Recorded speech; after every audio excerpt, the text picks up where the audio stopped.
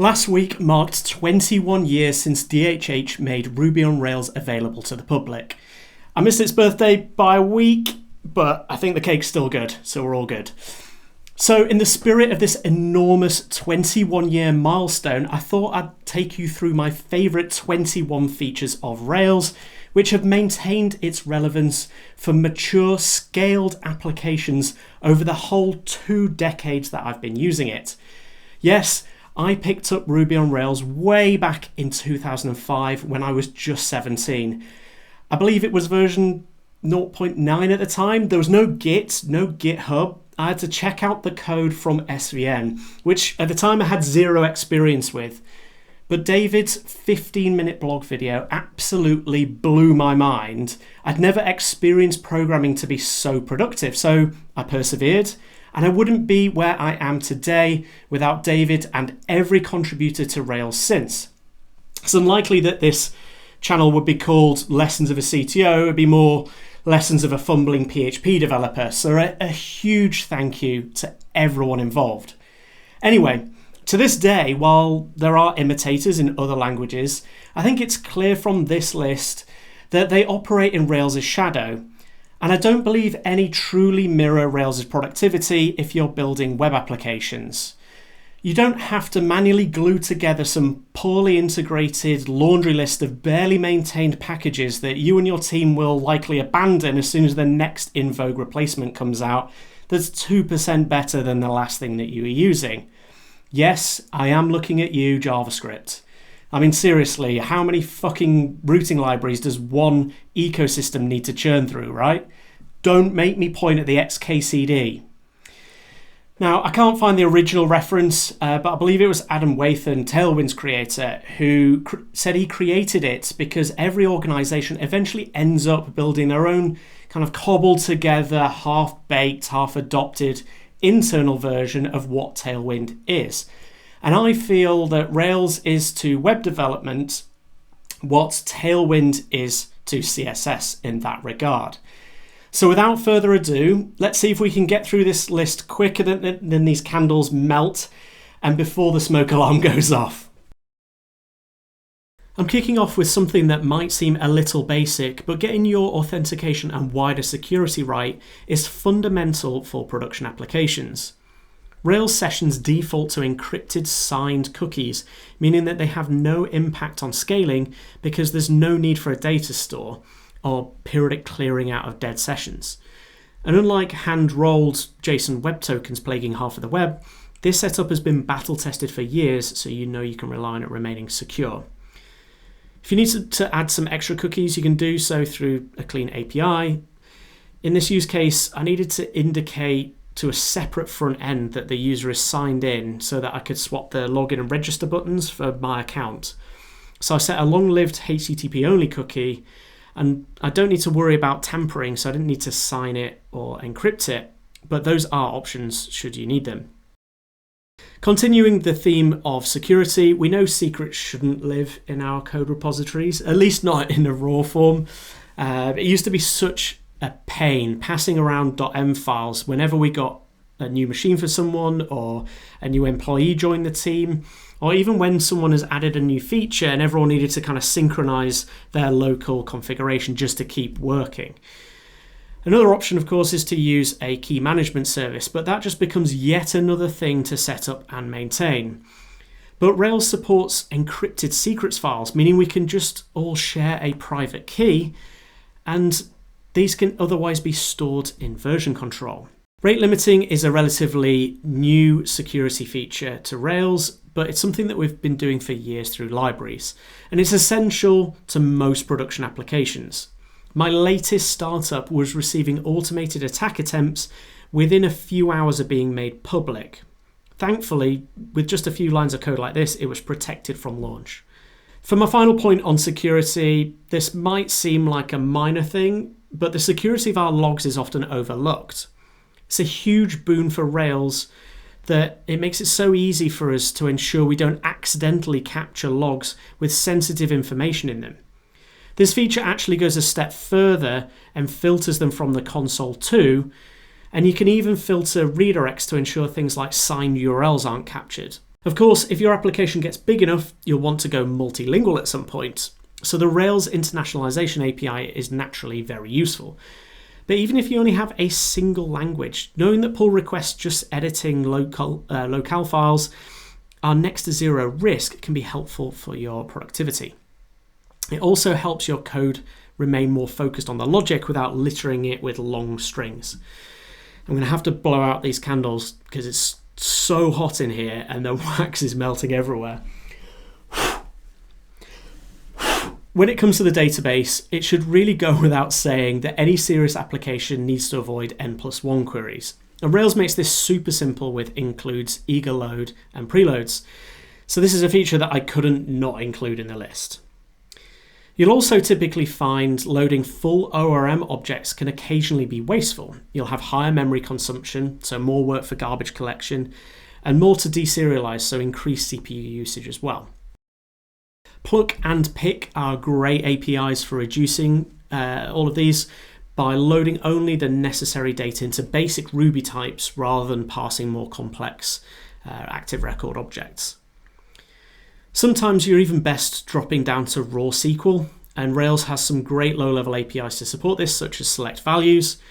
For any particularly kind of complex area of my application, I try to think about what's the most optimal SQL and work back from there to the cleanest Rails code possible.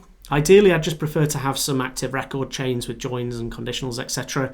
But sometimes it means using AREL, and others it's worthwhile using raw SQL.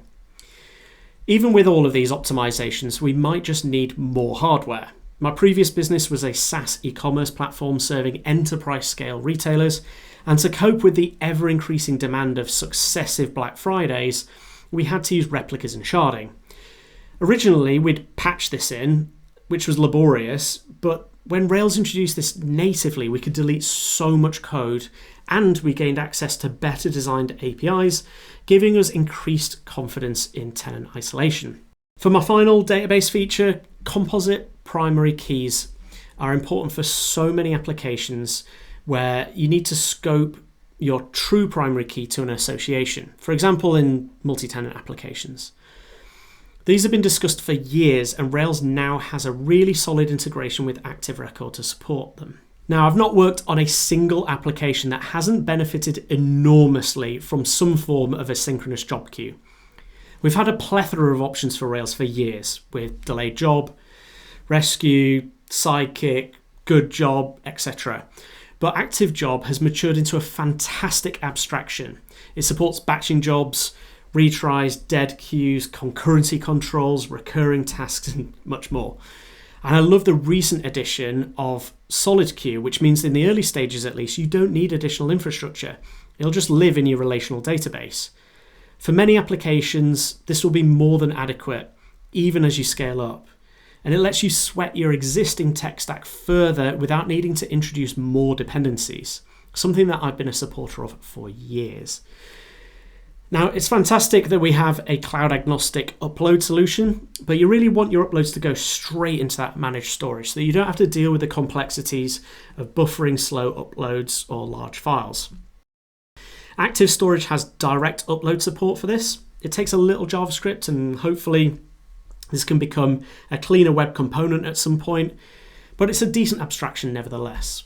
Forms are an absolute dream to work with in Rails, but they can get a little verbose. Aside from our standard view helpers, I'm pretty convinced that just introducing a few extra methods using a custom form builder is all most applications require to tame that complexity. And Rails' built-in validations are a big part of what makes building forms so great, and they cover at least 95% of use cases. But it's also useful that Rails exposes its API to build your own where you might need something a little more complex. And on validations, when I started programming, I'd do anything to avoid exceptions. I thought presenting the user with friendly error messages at all costs rather than a 500 error page, it was better for everyone. But of course, I've since learned that that was misguided. When something shouldn't ever happen, particularly when a user can't do anything to address the problem themselves, you want an exception. You want to know there's an edge case in your code which is broken. This is the perfect example. My own code is responsible for passing in the user's IP address, so I want an exception if it's missing. And Rails provides a simple strict flag to handle this. Before validating, we often need to normalize our user input. This is something that we've been doing for decades using callbacks or custom mutators, but Rails now has another simple abstraction to make this common task that little bit cleaner. And with the web becoming more and more real-time, like doubly so now with the likes of AI integration, WebSockets are increasingly important. And for almost a decade, Rails is an action cable to abstract this. The fantastic thing is that, once again, you don't have to adopt something like Redis just for this feature. If you're using PostgreSQL, you don't need any additional infrastructure. An action cable will use its pub/sub capabilities. It's great that we can preview our web views by simply hitting refresh or maybe using a hot reload library, but emails can be so much more of a pain. Thankfully, Rails is one of the rare frameworks that gives us a means to output email previews that we can simply just open up in our web browser. Now, it's not a perfect test. Anyone who's done email development will attest to that email client compatibility is like browser compatibility taken all the way back to the early 2000s. But if you want a pro tip, just use MJML. And whilst you'll lose some creative control, most emails are better just being utilitarian designs that actually render consistently anyway. My consultancy in web performance has taught me that people find it so easy to implement HTTP caching incorrectly. And while it's not exactly revolutionary, Rails provides some simple methods to just get this right. And it'll surprise you how much original load you can reduce by implementing them properly. In my previous business, we achieved over 95% cache hit ratio at the CDN level, and that doesn't even include the browser cache. Okay, so we're on the second last feature now, and I know this one's going to be controversial, but I love callbacks. Can they be abused? Yes. Have I ended up in callback hell before? Absolutely. But used properly, they let us quickly understand the behavior of the system without having to read overly verbose code. And a pro tip, if you have too many callbacks, or in particular, exceptions to those callbacks and logic around that, it usually indicates that the class implementing them is doing too much and needs to be divided up. It's not an excuse to go adding additional layers of indirection to Rails applications. So I've somewhat copped out of feature 21 because I'm not going to reference a single feature. It's the fact that Rails, while it has evolved, adapted, and improved, has remained exceptionally stable. Look at some of the ages on these features and APIs. I may be off by a year or two here and there. It's hard when kind of looking back over 21 years of the web.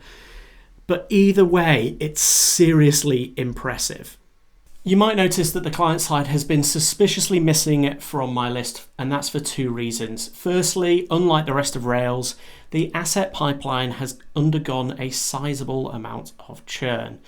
And secondly, a large volume of companies are still stuck in the world of using Rails as an API with React on the client side, which brings with it all of the complexities that I mentioned earlier. I genuinely feel that Hotwire, or rather HTML-based APIs, whether they are simple fetches or transmitted over WebSockets, are a productive solution that more businesses need to consider. And that goes for outside of Rails too. It's been an absolute delight using Shopify Sections API in the past, for example.